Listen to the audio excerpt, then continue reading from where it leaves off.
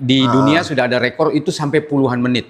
Ada. Ada. Satu Bahkan tarikan orang nafas selam bisa puluhan menit dan puluhan meter. Wow. Ya, Ada bahkan ya? ada rekor itu ratusan meter. Wah. Manusia Itunya, apa itu ya? Borneo Inspirasi. Selamat datang di Borneo Inspirasi, saya Rify Trian dan kali ini kita akan berbincang-bincang dengan narasumber yang sudah hadir bersama kami di studio Borneo TV. Ada Bung Ilham. Ya, gimana kabarnya Bung?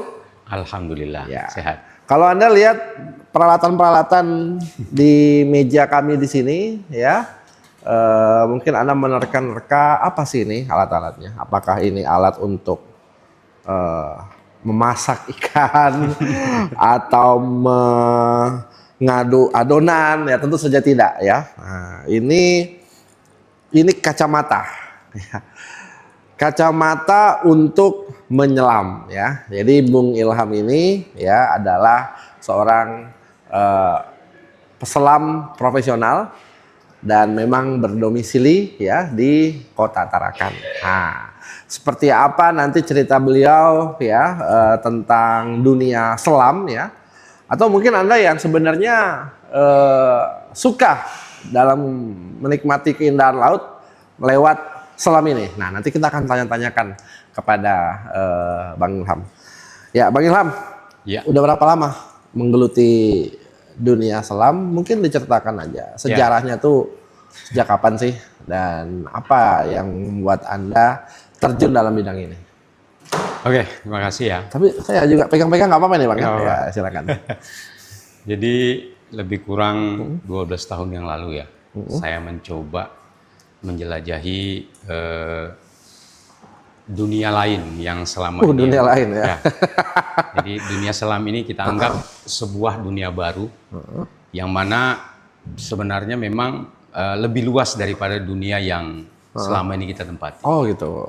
Oke. Jadi di dunia sendiri, daratan itu terdiri dari seluruh daratan yang ada, permukaan bumi yang ada, itu lebih kurang 70% itu adalah lautan. Ya, betul sekali. Dunia ini, dunia ini ya, 70% memang lautan. Lautan. Ya kan? Kita lebih kecil lagi.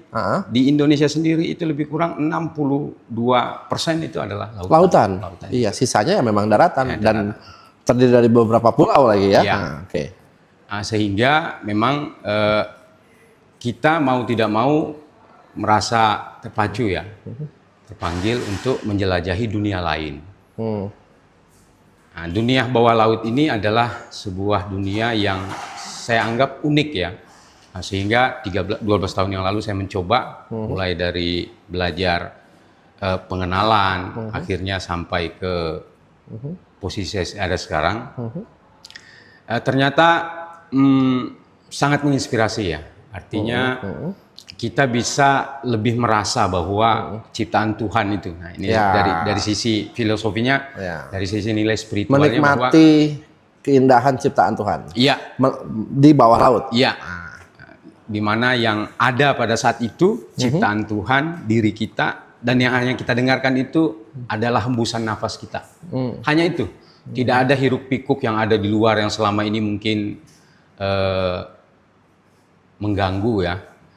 Konsentrasi kita. Jadi di bawah laut itu kita merasa bahwa hanya kita, lingkungan, dan diri kita yang ada pada saat itu. Nah, pada saat itulah saya mencoba untuk mulai. Ini sepertinya diving ini menarik, selam ini menarik. Nah, akhirnya perjalanan panjang saya mencoba mulai dari dasar. Mulai mengeksplor. Akhirnya beberapa tahun yang lalu saya mencoba untuk menularkan apa yang saya nikmati. Fokus di dunia ini memang. Dunia ini saya mencoba bagaimana apa yang saya rasakan itu bisa dirasakan oleh orang lain. Ya, tentu saja karena dunia diving ini adalah habitat di luar dari fitrah manusia itu sendiri. Mau tidak mau harus dijalani dengan serangkaian pelatihan, serangkaian uji kompetensi sehingga kita bisa menikmati kegiatan dunia bawah laut ini, bawah air Ya. ini ya. Ini Anda awalnya mencoba-coba atau ada yang mengajak atau wah kayaknya selam ini menarik nih atau Iya. memang sudah menjadi cita-cita dari dulu atau hanya kebetulan begitu? ya. Cita-cita Atau memang sih hobi enggak misalnya ya. hobi dari hobi dulu gitu. Cita-cita enggak, tapi kalau dibilang hobi ya, hobi saya itu memang air, laut. Suka berada di air Ya. ya, suka main air ya berarti Ya, Anda ya. apalagi saya memang lahir di Tarakan, Oke. di sebuah pulau yang mayoritas dikelilingi oleh Laut. laut, mau Ya. tidak mau. Ah. Masa kecil saya pun lebih banyak di laut, sehingga saya tidak mau alam yang mayoritas ini menaklukkan saya. Saya mau tahu Ya, mau tahu ya. alam ini, laut ini apa sih yang terkandung di dalamnya? Apakah sebuah ketakutan atau keindahan lain? Nah, Ya. berangkat dari itulah saya mencoba. Nah, saya mencari organisasi yang bisa ngajar. Akhirnya saya ketemu, belajar, terus saya ingin tahu, dan akhirnya pada titik sekarang saya mengambil pendidikan sebagai professional diver, sebagai open water scuba instructor Instruktur ya. dari organisasi selam Professional Association of Diving Instructor atau PEDI. Pedi ya. Ya. Oke. Nah, susah nggak awalnya mencari ilmu tentang selam ini di Kota Tarakan? Apalagi kita ini kan kota kecil gitu Ya. kan. Apakah Bang Ilham perlu keluar kota, misalnya ke Jakarta mungkin atau ke wilayah yang mempunyai spot-spot selam yang bagus ya? Kalau kita lihat Tarakan kan mungkin Ya, tidak ada nih, yang jarang sekali saya melihat di Tarakan ada spot untuk scuba diving ya yang bagus, tapi minimal itu ke Derawan atau Maratua. Coba diceritakan. ya. Di Tarakan sendiri memang untuk spot diving dalam perspektif sebagai sarana rekreasional, ya, penyelam rekreasional itu memang tidak tersedia. Oke. Khususnya di Pulauan Tarakan. Sehingga memang kita lebih banyak menggunakan fasilitas yang ada di Kalimantan Timur, khususnya di Kepulauan Derawan, Maratua, Sangalaki, Kakaban. Nah, itulah di sana memang tersedia panorama alam yang bisa dinikmati oleh para penyelam rekreasi. Oke. Kalau untuk Tarakan sendiri sebenarnya juga ada spot diving, tapi Ya. lebih kepada spot diving technical. Teknikal. Ya, technical. Dalam artian? Dalam artian bahwa penyelaman yang ada di Tarakan ini lebih kepada tidak sebatas rekreasi. Oh. Nah, jadi umpamanya mungkin untuk dijadikan latihan untuk mencari korban. Nah, itu boleh. Misalnya Karena- tim SAR ya kan, Ya, latihan tim betul. SAR gitu kan. Kalau untuk latihan-latihan SAR cocok. Cocok yang ya ada untuk di Laut Tarakan ya. Ya, dengan kontur yang ada. Ah, Nah, kembali ke pertanyaan awal bahwa apakah dulu sulit? Ya memang dulu sulit. Sulit Untuk mendapatkan informasi, ya. apalagi mau kursus di Tarakan. Sulit dulu memang waktu itu. Nah, berbeda dengan yang ada sekarang, dulu diving itu hanya sebatas hobi. Hobi. Nah, sekarang Iya. udah berubah. Sekarang Iya. udah berubah. Kita tahu dulu ya orang diving itu hanya untuk rekreasi hati gitu, Iya. ngeliat keindahan laut. Nah, coba berubahnya tuh dalam hal apa? Berubahnya sekarang Paradigmanya diving tuh itu berubah tuh apa? sekarang sudah menjadi lifestyle. Kayak hidup. Di kota-kota besar sudah Gaya hidup. menjadi gaya hidup. Bukan hanya sebatas olahraga, tetapi jadikan gaya hidup. Oke. Untuk memposisikan seseorang juga ada seperti itu. Tetapi sebenarnya esensi dari diving itu sendiri memang adalah olahraga. Kalau kita, ya walaupun mungkin dari sisi ini ya, dari literatur yang kita baca bahwa diving dalam 1 jam itu bisa membakar lebih kurang 500 sampai 700 kalori Satu per jam. jam? Per jam 500 500 sampai 700 kalori. Nah, dibanding Waduh, dengan saya jogging aja 1 jam aja baru 300-400 ini bang. ya itu. Jadi diving ini digandrungi karena memang lebih Olahraga Ya. yang memang bagus untuk kesehatan juga. bagus ya? untuk kesehatan. Oke. Nah, jadi Apalagi pernafasan itu biasanya. ya, kan? nah oleh karena itu perkembangannya diving ini, rekreasi diving ini, scuba diving ini sekarang sudah menjadi tren hidup ya, Ya. tren di kalangan masyarakat tertentu. Maka sekarang olahraga scuba diving ini khususnya pelatihan-pelatihan khusus-khusus sudah tidak sulit. Nah, apalagi seperti organisasi selam yang saya tempati, itu pembelajarannya PD ini ya? di PD itu bisa belajarnya secara online, lalu offline. Nah, kursusnya untuk dulu, dari sisi teorinya dulu teori, gitu ya. teorinya. Oke. Tapi kalau untuk kegiatan seluruh penyelamannya ya mau tidak mau harus bertemu langsung, langsung dicoba ada di kolam dulu, ya di kolam dulu, kolam renang dulu, di kolam dulu, dengan kedalaman tertentu dicoba semuanya, baru nanti sesi terakhirnya sesi open water atau di perairan terbuka. Mau tidak mau harus di laut. Oh, mau harus di laut ya. Mau tidak mau harus. Awalnya dicoba di trial di kolam renang. Biasanya untuk itu melatih apa itu dulu? Mungkin di awal itu apa dulu? atau gini, pada saat teori itu apa sih yang dipelajari dulu? Ya. Kalau di alat atau apa? Ya, di gitu? selam itu sendiri ya. Memang secara teoritis bahwa di selam itu tidak hanya melulu tentang selamnya. Jadi semua yang berhubungan dengan selam akan kita pelajari, mulai dari fisika penyelaman, psikologi penyelaman, lalu peralatan-peralatan selam. Fisika penyelaman itu kita akan membahas tentang tekanan yang diterima oleh tubuh ketika kita masuk di kedalaman. Di dunia ini, di permukaan ini, tekanan yang kita terima itu secara tidak sadar kita menerima tekanan itu 1 bar di permukaan ini. Permukaan.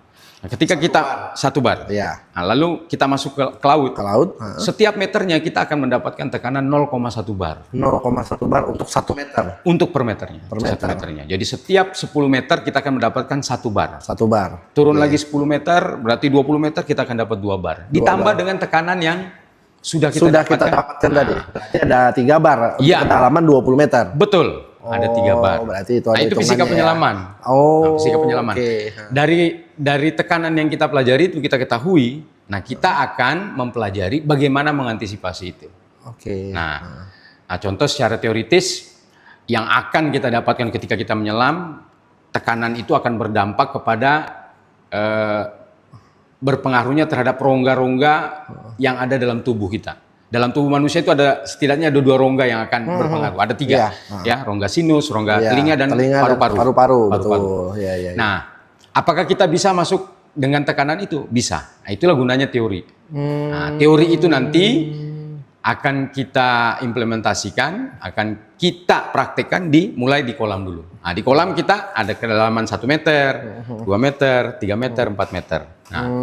Nah, dari situ kita jadi masing-masing kolam itu dicek satu-satu gitu ya dulu ya. Nah, jadi kita akan mempraktekkan secara teoritis cara menyesuaikan tekanan luar dengan dalam tubuh kita akan disampaikan secara teoritisnya seperti ini. Kita equalize namanya itu.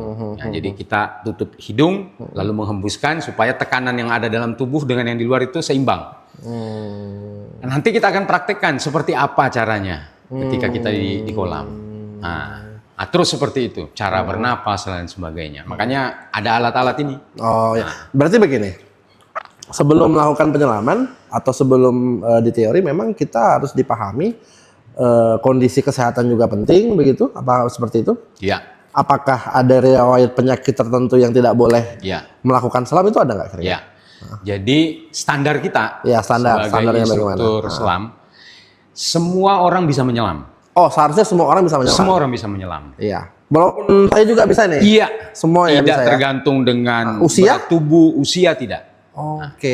Terus standar kita apa? Standar kita adalah rekomendasi dokter. Makanya setiap orang kursus itu wajib memberikan surat keterangan dari dokter. Surat kesehatan. Surat keterangan sehat dari dokter. Makanya harus jujur ketika sampai dokter bahwa saya mau minta surat keterangan untuk latihan selam. Dan itu dokter juga ada gitu? Iya, ada. Dokter ada tahu. Standarnya dia yang melakukan pemeriksaan ya. Nah, kita juga punya kita punya form nanti bisa diperlihatkan ke dokter bahwa setidaknya standar-standar ini yang harus dipenuhi. Nah, dalam 24 bulan terakhir atau sebulan terakhir penyakit apa yang pernah. Nah, pada saat itu menjadi kewenangan dokter merekomendasikan bisa tidaknya dia menyelam. Jadi kita instruktur selama sudah dikeluarkan rekomendasi dari dokter, maka tidak ada kata menolak dari seorang instruktur untuk melatih selam. Melatih selam itu. Iya. Tidak ada kata menolak. Kecuali ada catatan dari dokter, Iya. ada kondisi-kondisi yang mungkin tidak dapat dilanjutkan untuk latihan selam Betul. atau menyelam, baru instruktur akhirnya menolak gitu. Iya. Bahkan seorang dokter yang mau melatih yang mau kursus selam, latihan selam, Ya dia juga harus wajib menunjukkan surat keterangan dokter yang dikeluarkan bukan oleh dokter yang bersangkutan, oleh Ya, dokter yang lain. Dia pasti juga bisa menganalisis Iya. dirinya langsung gitu kan. Kalau dia yang menganalisis dirinya, dia pasti nyatakan sehat gitu Betul. ya. Oh, Nah, seperti itu. jadi standar kita itu. Nah, bahkan di PD sekarang sudah ada program untuk penyelam disabilitas. Oh, Iya, ada. ada. Sekarang Jadi ya. itu akan ada pelatihan khusus. Berarti mohon maaf, yang mungkin tunadaksa Boleh, ya, semua bisa. yang mungkin disabilitas Yang dalam hal sulit itu fisik. mungkin ya setidaknya mungkin yang agak sulit itu karena kita komunikasinya dengan menggunakan verbal. Yang agak sulit mungkin kalau yang mohon maaf yang buta. Oh Itu iya. mungkin yang sulit. betul. Tapi betul. kalau bisu, mohon maaf ada cacat mungkin dari sisi fisik, Masih bisa. Masih bisa. Iya, Nah, karena kalau tidak melihat kan nanti susah komunikasinya Iya, dong peralatan begitu ya. selam. Contoh umpamanya nanti orang yang tidak punya kaki bisa nyelam apa enggak? Bisa. Bisa. Kan sekarang ada alat yang namanya skuter underwater itu. Iya, yang apa mendorong Iya, mendorong yang sebagai bisa bawa pengganti kita tungkai kemana. untuk Iya. Iya. apa itu? Melakukan gerakan gitu Iya. ya. Karena kalau kita menyelam kan bukan berenang. Itu bedanya. Kita menyelam itu bukan berenang. ini yang penting nih. Nah, menyelam ini gimana? Apakah gerakannya itu kan kalau kita berenang basic lah ya Pak ya, Ya. dengan gaya bebas atau hanya mengapung saja atau dengan gaya dada. Nah, selam ini gerakannya ada teknis khususnya nggak? Iya. Coba Jadi dijelaskan dulu ya. berbedanya menyelam dengan berenang. Tidak tahu berenang tenggelam. Ya, Tahu berenang itu tahu ngapung. ngapung ya. benar. Kalau tahu menyelam itu tidak ngapung dan tidak tenggelam. Jadi melayang. melayang. Jadi Oke. kalau ini kita anggap ini permukaan Ya. laut, ini dasar laut. Ya, Kalau berenang itu di sini, Iya, di tidak tahu atas. berenang itu di sini, menyelam itu di sini. di tengah-tengahnya berarti Iya. ini benar ya. Tidak tahu benar tenggelam gitu Iya. ya. Jadi menyelam itu adalah proses kita berada di bawah permukaan laut pada posisi melayang. Oke. Jadi kalau kita di kedalaman laut itu ada 5 meter, kita tidak di 1 meter, tidak di 5 meter. Di dua setengah dia. ya setidaknya kita Tengah-tengah. pada interval itu. Ya. Interval itu. Nah, makanya mungkin skill yang memang harus dikuasai oleh seorang penyelam ada namanya neutral buoyancy. Apa itu? Zero gravity. Nah, jadi bisa melayang, di mana kita bisa menyeimbangkan antara tekanan atas dan Atas sama tekanan tekanan bawah. bawah. Nah, jadi kita pada posisi bawah. Nah, makanya ada alat-alat yang saya bawa ini. Ini alat Ya, boleh. seperti ini. Ya, ya. Nah, ini namanya. Nah, itu apa itu? Ini namanya Bisa jaket. di anu aja, Ya. Bang. Coba Ini di jaket. anu aja, Bang. Nah, ini namanya jaket selam ya. Jaket selam. Nah, Coba jaket selam. sini. Saya coba anu. Ya. Jadi modelnya gini ya. Oke, bisa nggak ini? Iya, Soalnya bisa. Ah. Nah, Oke. Masuk ya, inverternya ya. Ya. seperti Oke. ini. Nah, ini gunanya. Ini gunanya adalah untuk ini ukurannya berbeda. Oh, ya, Ini ukuran berbeda ya. Harus ukuran XL ini. Harus skill. Oke, Ya. oke, iya. Masuk Ya. saja. Gunanya? Ini gunanya untuk penyeimbang kita. Namanya ini BCD Buoyancy Compensator Isinya apa nih, Device. Bang? Kayak tidak ada isi apa-apa. Nah, ini isinya udara. udara, ya, Sekarang ya. ini sudah saya isi udara, ini bisa dibuang. Iya. Jadi fungsi utamanya ini adalah sebagai penyeimbang kita selama kita menyelam. Oh, jadi kalau memakai ini gerakan kita akan menyesuaikan di alat ini. Jadi ini gunanya fungsi utamanya adalah penyeimbang. Jadi kalau kita tidak tahu menyelam tadi itu kita akan terturun, tenggelam. Nah, ini sisa ditambahkan udara supaya kita naik. Kayak pelampung yang bisa diatur anunya, Bisa tekanannya. diatur selama di dalam air. selama menyelam. Ya. Jadi ini fungsinya oke. Ya, ya. bisa dimasukkan udara dan udara yang lebih bisa dibuang. Nah, jadi dengan alat yang ini nanti terkoneksi ke tabung selam. Kalau kita merasa terlalu turun, ya. Tenggelam. Karena tekanannya Tekanannya terlalu besar, kita cenderung tenggelam Iya. ke bawah ke dasar laut. Nambah udaranya. Sisa ditambah udaranya dikit. Oh, ada ininya ya. Ada Iya. apa ini namanya? Switch-nya gitu ya. Ya, ini namanya power inflator. Oh, Nah, oke, terus. Jadi itu bisa dimasukkan udara. Kalau dia kelebihan udara bisa dibuang. Inilah salah satu fungsinya. Jadi alat kontrol kita melayang selama di dalam selama menyelam itu ada dua, internal dan eksternal. Secara eksternal alat ini namanya BCD. Jadi ini bisa dimasukkan dan dibuang udaranya. Yang kedua internal itu bawaan manusia. Manusia itu punya paru-paru. Paru-paru itu kapasitasnya itu bisa membawa beban sampai dengan 5 kg. 5 kg. Oke. Laki dan perempuan berbeda. Oh, beda. Ya, Beda, tidak sama. laki-laki itu lebih besar rongga paru-parunya dibanding dengan perempuan. Oke. Nah, sehingga penyelam perempuan itu cenderung lebih irit menggunakan udara daripada laki-laki. Iya. Jadi tabung gasnya cepat habis. Tabung udaranya Tabung, bisa bukan lebih. tabung gas ya. Ya. Maaf, tabung udara. Tabung gas. udara selamnya Iya. yang perempuan itu cenderung lebih irit karena paru-parunya kecil. Oh, Konsumsi udaranya konsumsi juga kecil. udaranya lebih kecil. Ya, lebih kecil. Nah, kalau kita menghirup udara yang banyak, kita menghirup udara dari regulator ini, alat ini, maka kita cenderung akan naik. Cenderung akan naik.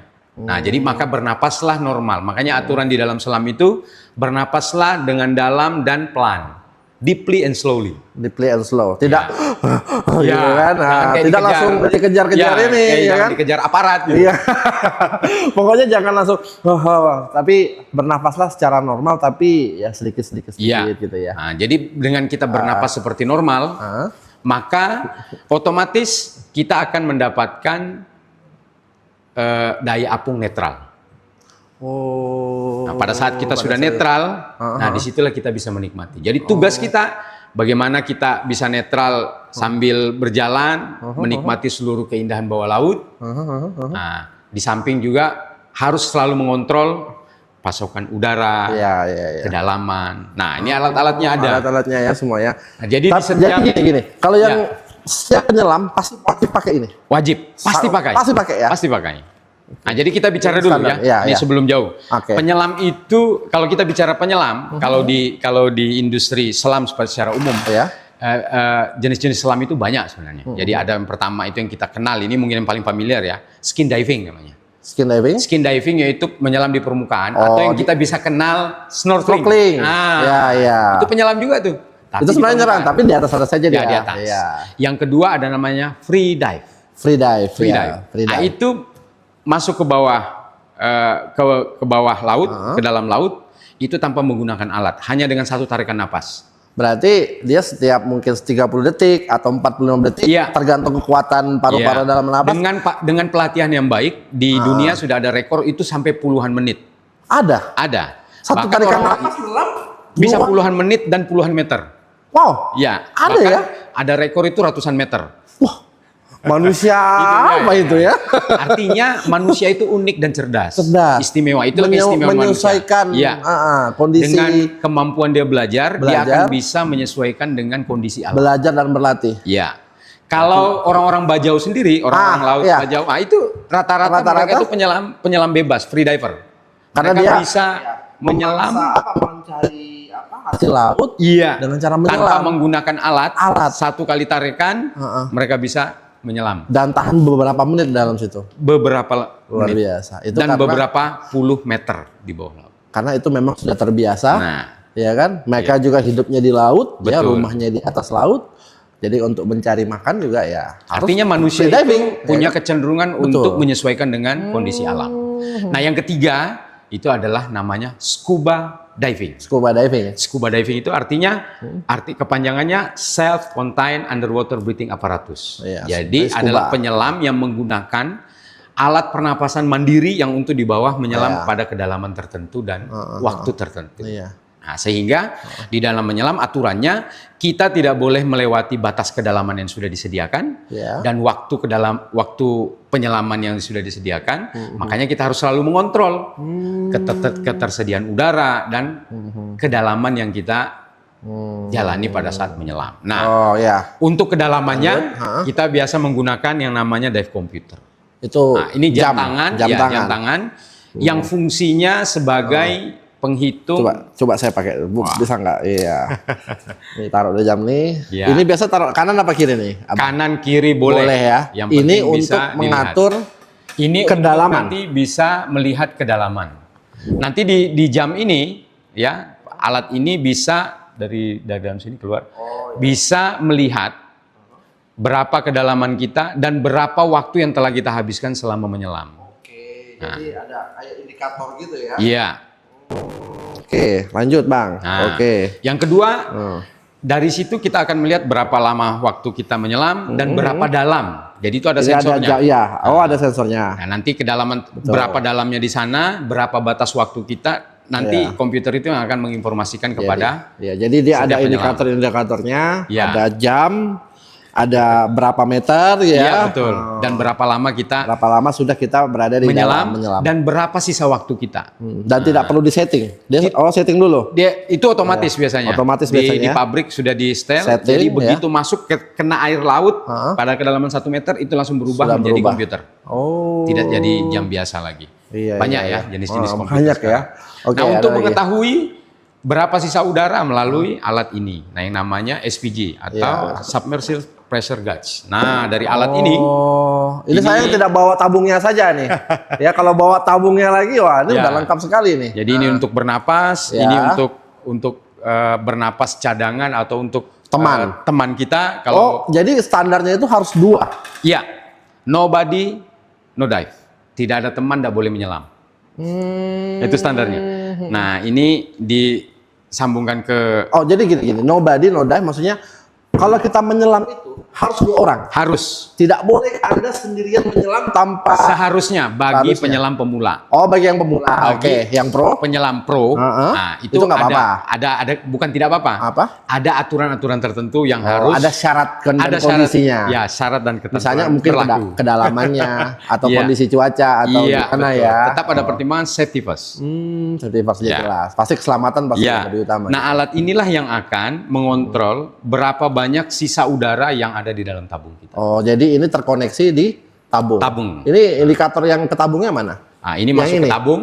Oh, Nah, ini masuk masukkan ke tabung. Heeh. Ya, ditempelin ke tabung. Nanti Oke. tabungnya berapa isinya? Standar penyelaman kita 200 bar. 200 Jadi ada bar. 200 bar ya di sini. Nanti kalau terkoneksi nanti langsung indikatornya langsung naik gitu. Langsung naik jadi 200 bar. 200 bar. Nah, selama kita menyelam akan berkurang terus. Oke. Setidaknya kita berada di permukaan air itu 50 bar. Jadi ada 150 bar 150 yang bar. digunakan selama menyelam. Oke. Nah. Dan itu biasanya Bang Ilham berapa jam tahannya untuk satu? Kalau yang perempuan tadi kan beda ya sama Ya, laki-laki ya. ya. Nah, kalau untuk laki-laki biasanya tahannya berapa jam itu kalau untuk satu tabung secara Ya, jadi baik laki-laki maupun perempuan menyelam itu bukan sekedar berbicara bahwa Berapa kita lama? irit atau tidak irit menggunakan udara. Iya. Nah, di kedalaman tertentu, contoh, kedalaman tertentu juga punya batasan tertentu untuk menyelam. Contoh, di kedalaman 30 meter. 30 meter kalau menurut tabel selam itu lebih kurang 5 sampai 10 menit katakanlah gitu ya. Tidak boleh melebihi itu walaupun udara kita masih banyak. Oh, Ya. gitu ya. Karena kalau melebihi itu, maka kita akan terkena penyakit yang namanya penyakit dekompresi sickness. Itu penyakit apa? dekompresi. Penyakit itu menyerang apa? Penyakit Pernapasan dekompresi itu adalah penyakit respon tubuh terhadap kelebihan nitrogen selama kita menyelam. Oke. Nah, kelebihan nitrogen itu bisa disebabkan oleh 2 hal. Kedalaman dan kelamaan. Kedalaman dan kelamaannya kita menyelam itu. Jadi udara yang kita Ngaruh ya bawa, emang ya, ha? udara yang kita bawa itu ada batasan dalamnya. Ada batasannya. Jadi bukan seenaknya kita. Udara yang kita bawa juga ada batasan waktunya. Nah, jadi kalau kita menyelam makanya ada aturan umum di penyelaman, dive the plane,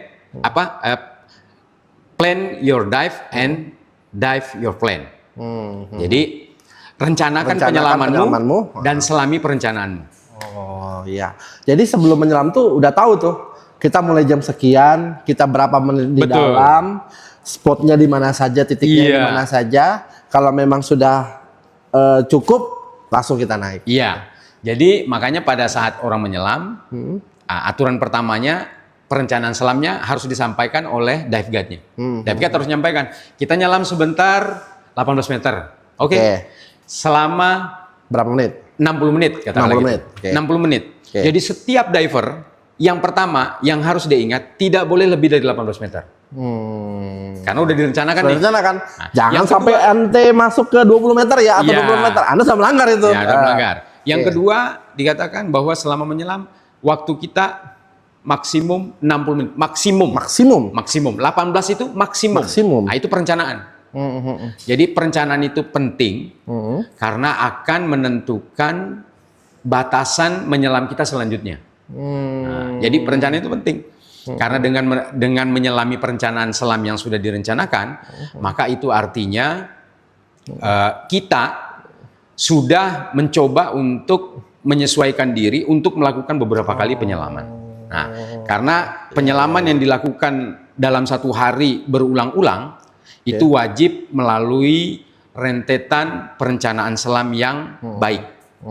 Itu untuk menghindari yang pertama cedera yang bisa berakibat fatal. Ya, ya katakanlah tadi penyakit apa tadi? Dekompresi. Diskompresi itu Ya. ya. Dan itu bisa menimbulkan trauma nanti ya. Ya. Trauma. Kalau pemancing tahu itu dekompresi. Kalau mancing ikan, Ya. ditarik cepat, itu biasa ikannya lidahnya keluar Ya. atau Oh. itu karena adanya perbedaan tekanan yang signifikan. ya. Karena kita semakin dalam, tekanannya semakin besar. Begitu kita naik, tekanan berubah, volume semua udara juga berubah, maka menyebabkan akan ada perubahan secara psikologis dan fisik kepada penyelam. Nah, oleh karena itu harus melalui rentetan penyelaman yang naik secara perlahan dengan waktu yang direncanakan dengan matang. Nah, itulah gunanya kita melakukan teori diving pada saat sebelum kita melakukan latihan secara langsung di air. Nah, itu manfaatnya. Ya. Ini kita bahas di anu aja nih Bang. Sekelumit aja gitu ya. Di basic-basic saja lah. Tidak perlu yang intermediate atau advance ya. Nanti mungkin kalau memang pemirsa berminat sekali ya silakan nanti bisa ya. Tapi ini saya mau tanya lebih ke profil Abang nih. Selama Anda 12 tahun menggeluti profesi ini dan berapa kali mungkin sudah ribuan kali mungkin melakukan ini, kira-kira mana spot-spot yang menjadi favorit masyarakat di Indonesia ataupun di Kaltara ini? Bahkan mungkin saya belum tahu nih, apakah Anda sudah pernah keluar dari Indonesia malahan untuk melakukan Indonesia belum. Scuba diving? Kalau di Indonesia belum, di luar Indonesia belum, karena memang biayanya mahal. Tapi kalau di Indonesia seperti di Manado, di Bali.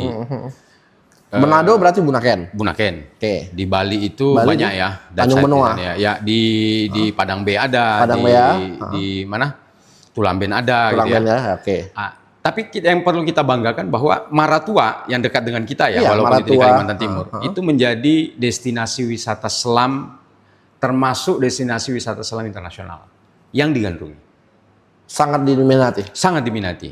Bahkan sekarang di Maratua sendiri, itu sekarang penyelam-penyelam yang mengeksplor di sana itu lebih banyak dari negara Tiongkok, dari luar. Dari luar. Jadi kalau kita lihat ya. Jadi data, penyelam Indonesia lebih sedikit dibandingkan orang yang datang dari luar ke Maratua itu. Iya.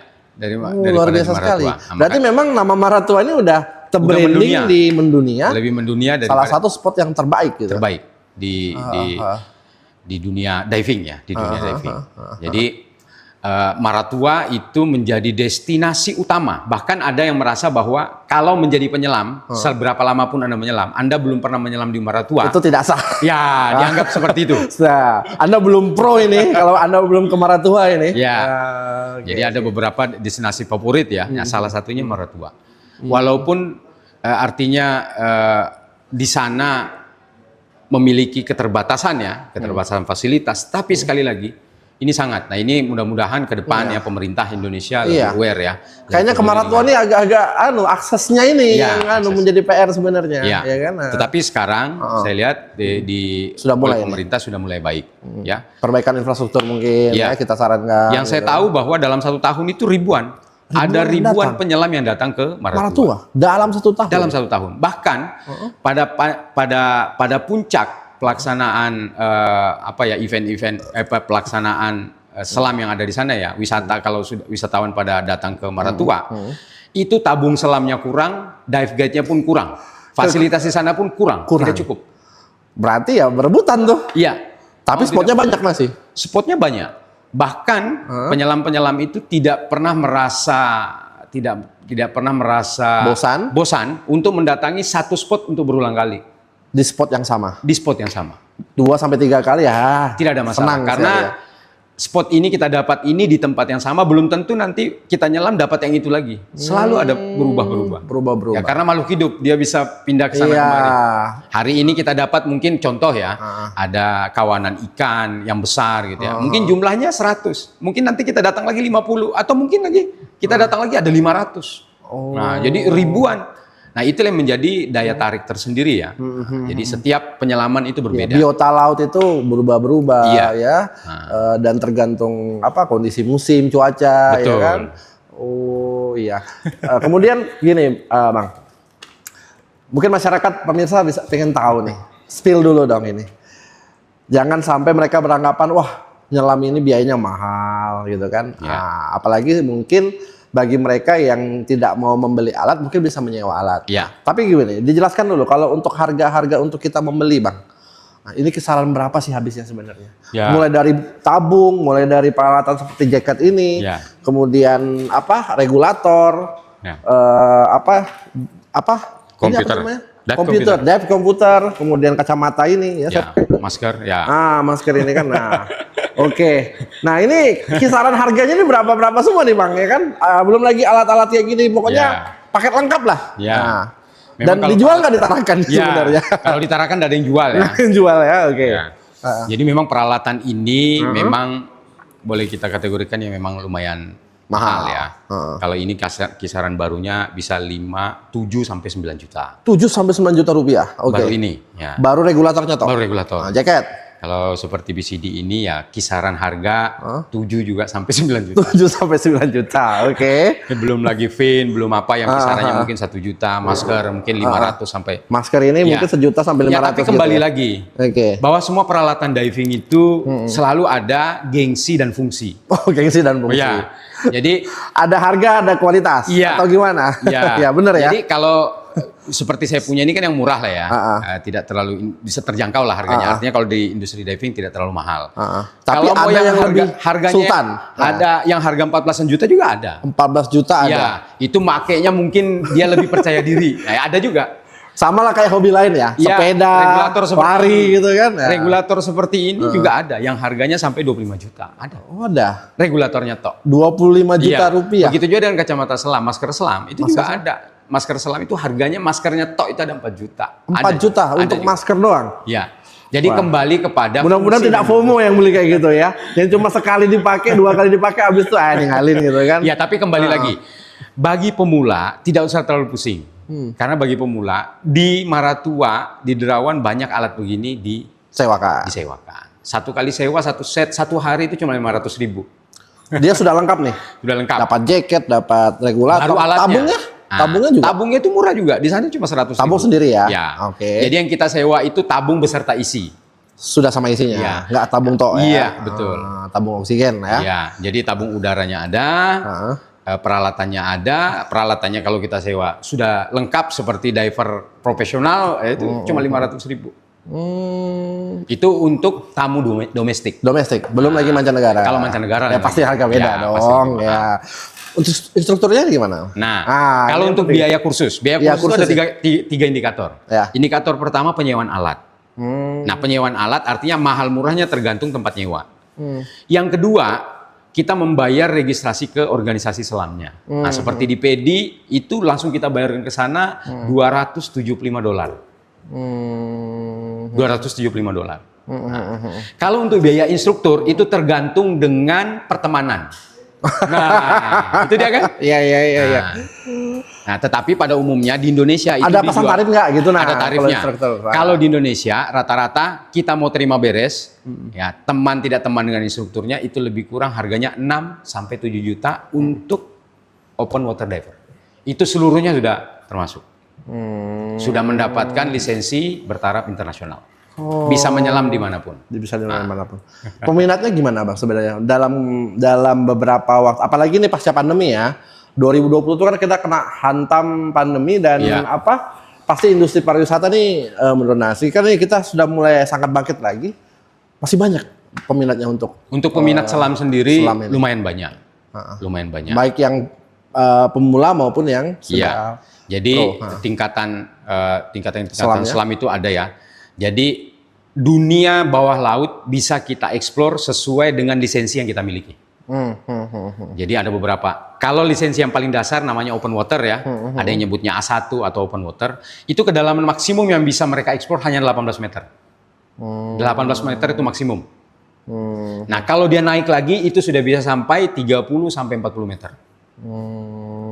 Nah, ada nggak kira-kira orang yang mungkin nih orang hobi, ini bukan Anda ya, bukan seperti Abang ya. Ya. Abang kan memang pro untuk pelatih atau instruktur ya. Ya. Ada nggak yang orang ini ya memang hobi betul. Dia punya kerjaan tapi dia sangat hobi sih dan memang sangat betul-betul menggeluti hobi ini. Ya. Ada ditemukan nggak beberapa? Ada. Di Tarakan ada nggak orang seperti itu? Ada. Jadi dia bisa diving itu sebulan sekali. Wajib diving. Wajib diving. Dia rasanya kalau nggak diving seperti mancing. Kalau orang nggak mancing itu kan stres. Sama. Ada juga. Ada juga. Ada memang seperti itu. Ya, Dengan itu biasanya peralatan-peralatan yang pekerja mahal. swasta biasanya Swasta banyak ya. seperti itu ya. Dengan pekerjaan alat-alat yang mahal. Ya, dan mereka sekali diving itu tidak hanya sekali, tidak hanya sehari, itu bisa beberapa hari. 2, 3 hari, 4 hari bisa. Iya, bisa menghabiskan 10 sampai 20 kali penyelaman. Oh, berarti memang sudah ketagihan sekali nih ya. ada. Sama lah seperti Nah, hobi di pada diving umumnya. ini pertanyaannya apakah boleh kita menyelam tanpa lisensi? Ya. Nah, pertanyaannya boleh. Boleh. Boleh ya. Jawabannya boleh. Oke. Jadi di industri diving sekarang ada fasilitas program yang namanya Discover Scuba Dive. Nah, itu adalah sarana menyelam maksimum 12 meter yang bisa digunakan oleh orang-orang yang tidak menggunakan lisensi diving. Dan dia bisa menyelam menggunakan peralatan selam lengkap.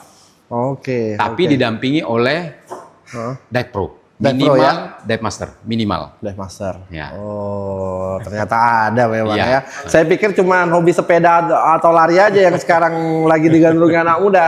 Harusnya memang diving juga ya anak muda sekali-sekali ya. Tapi Boleh. sekali lagi jangan FOMO ya. Nanti beli alat kacamata harga 2 juta, 3 juta, nanti FOMO pula gitu kan. Oke Bang, ini saya mau tanya pertanyaan pribadi nih ya, personal nih, bukan pribadi sih, personal. Abang bisa hidup nggak dengan maksudnya menjadi, ini kan sudah pro ya, Ya. itu mencukupi kebutuhan sehari-hari nggak? Rezeki ngalir aja nggak Bang? Ya. Karena ini kan sudah menjadi profesi bagi Abang kan. Nah apakah juga dengan menggeluti dunia ini, tingkat level ataupun ya ibaratnya kan kalau profesi itu kan kayak kita tuh berada di posisi yang bagus lah di mata masyarakat. Karena ini kan ya tahulah stigma masyarakat Indonesia. Lu kerjaan lu apa gitu kan? Kamu kerjanya apa? Oh, pegawai. Oh, swasta. Ditanya pekerjaan kamu apa? Instruktur selam. Hah? Ini menghasilkan nggak? Ini gimana? Apakah sering mendapatkan pertanyaan segitu nih, Bang? Seperti itu nih, Bang. Iya, profesi kita sebagai instruktur selam Ya. memang tidak sama dengan profesi kita sebagai dokter. Ya, dokter atau profesi Dokter, lainnya gitu profesi, ya. Nah, dokter buka praktek didatangin orang. Ya. Kita kalau tidak jualan tidak didatangin orang. Iya. Pertanyaannya cukup apa tidak cukup? Itu sangat tergantung individunya. Individunya ya. Manusia tidak akan pernah merasa cukup kalau hatinya tidak pernah cukup. Itu. Jadi kalau bicara cukup atau tidak, cukup. Iya. Saya rasa cukup. Tetapi apakah sekarang dengan kondisi yang ada sekarang, kebutuhan diving ini mencukupi untuk kehidupan sehari? Belum bisa dijadikan patokan menjadi pendapatan utama.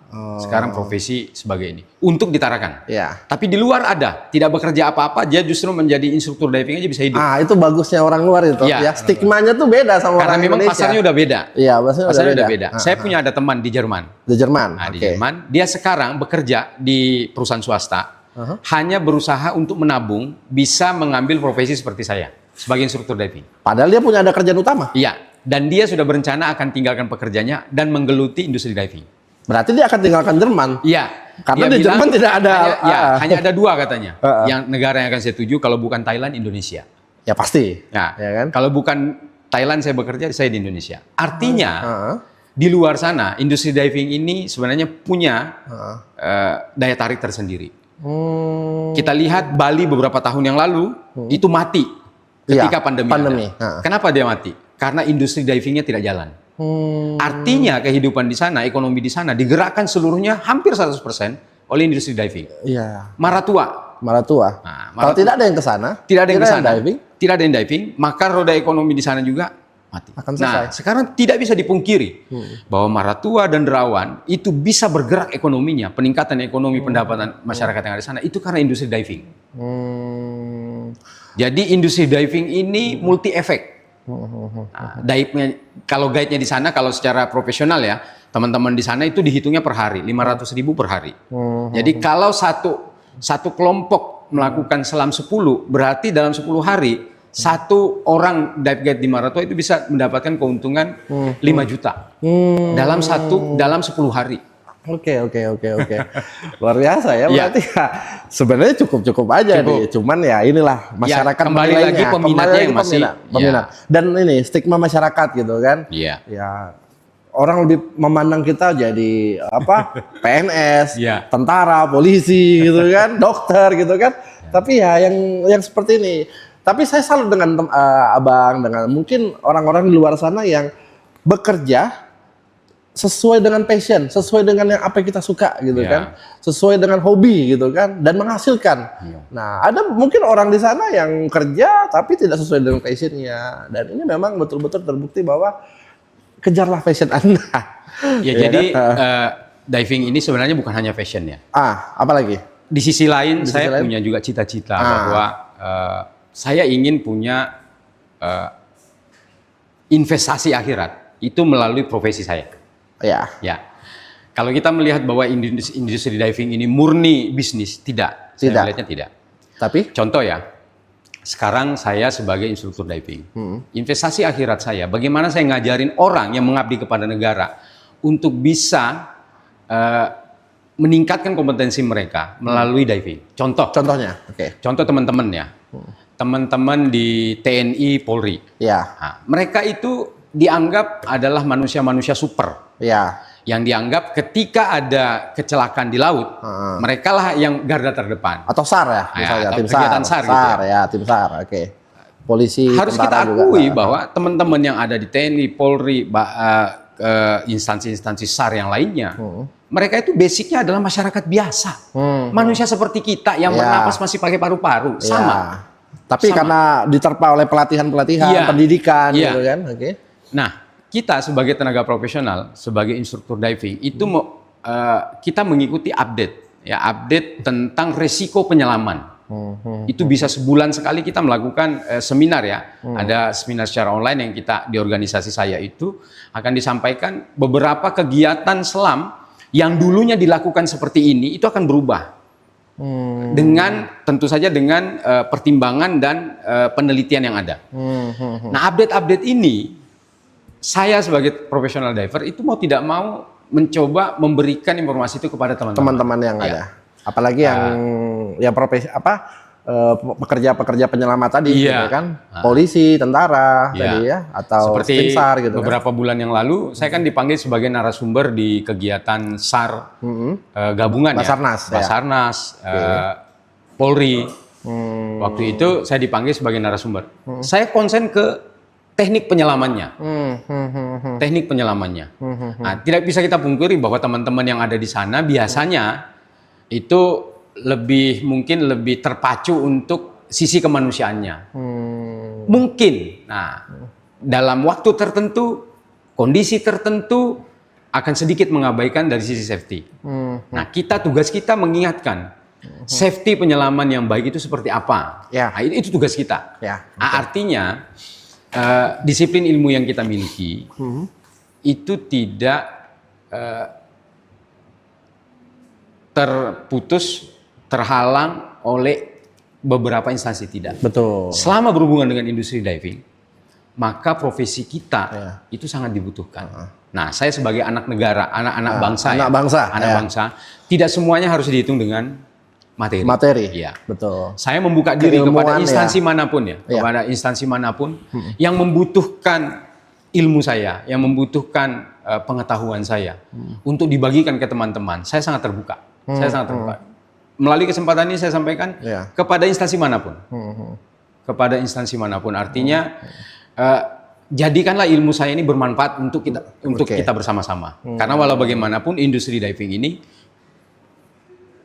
kegiatan selam ini terus ada perubahan. Terus ada update terbaru. Nah, keinginan saya kegiatan-kegiatan itulah, keilmuan-ilmuan itulah yang bisa kita bagikan sehingga bisa membuat kita bisa bekerja sama-sama dan bisa mengarungi aktivitas kita secara aman bersama-sama. Nah, berarti ada amal jariah berbagi ilmu kepada banyak orang ya, apalagi bidang yang memang betul-betul kita geluti. Termasuk Abang hadir ke sini di Borneo Inspirasi juga sudah memberikan pemahaman kepada pemirsa kita. Ya, saya juga baru tahu nih ya, ada jaket begini. Saya kira itu tidak pakai jaket ini sudah bisa nyelam, ternyata harus pakai jaket ini, gitu kan? Pakai apa baju selam itu apa namanya, Bang? Wetsuit gitu kan. Berarti ya memang sangat ada ilmu-ilmu baru yang kita dapatkan, luar biasa. Mungkin terakhir nih Bang, saya juga penasaran ya. Dan mungkin ditanya, saya juga masih merasa heran. Kepuasan apa yang bisa didapat dalam hal aktivitas selam ini? Selain menikmati, ya katakanlah Abang awal tadi kan menikmati keindahan alam.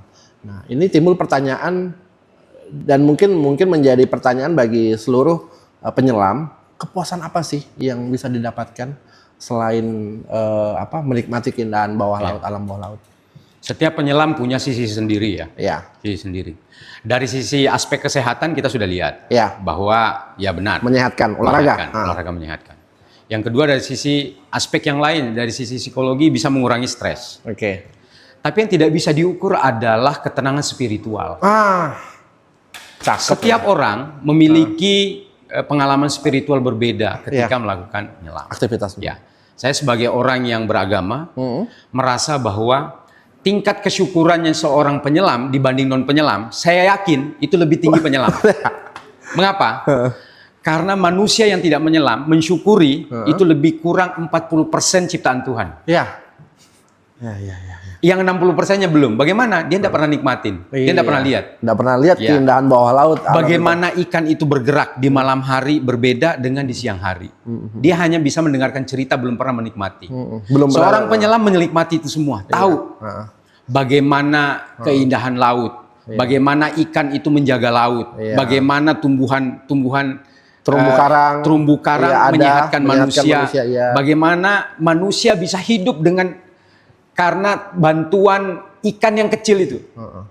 Secara teoritis mungkin kita bisa pelajari. Tetapi secara spiritual kalau kita tidak menikmati langsung. Butterfly effect itu ilmunya ya kan. Jadi artinya satu kepakan atau satu sirip ikan itu bisa mempengaruhi banyak kehidupan gitu kan. Kita mungkin tidak pernah sadar. Bahwa kita hidup bisa sehat di muka bumi ini itu karena kotoran ikan. Plankton, kotoran mikroorganisme yang ada di lautan. Karang yang ada di lautan itu adalah sisa makanan atau kotoran dari beberapa hewan, hewan-hewan tertentu, ikan. Nah itu karena sehatnya laut, kita bisa menikmati hasil laut. Jadi setidaknya kesehatan kita itu didukung oleh makhluk yang lain. Jadi pengalaman spiritual yang saya dapatkan ketika saya menyelam adalah meningkatkan rasa syukur saya kepada Tuhan. Dalam sekali ini ya. Ini kena ini Mas ini ya. Dan yang itu yang tidak bisa kita beli dengan apapun. Jadi ketika kita bisa punya harta yang cukup, kesehatan yang cukup, itu belum bisa membuat kita bisa merasa bersyukur kepada Tuhan. Cobalah menyelam.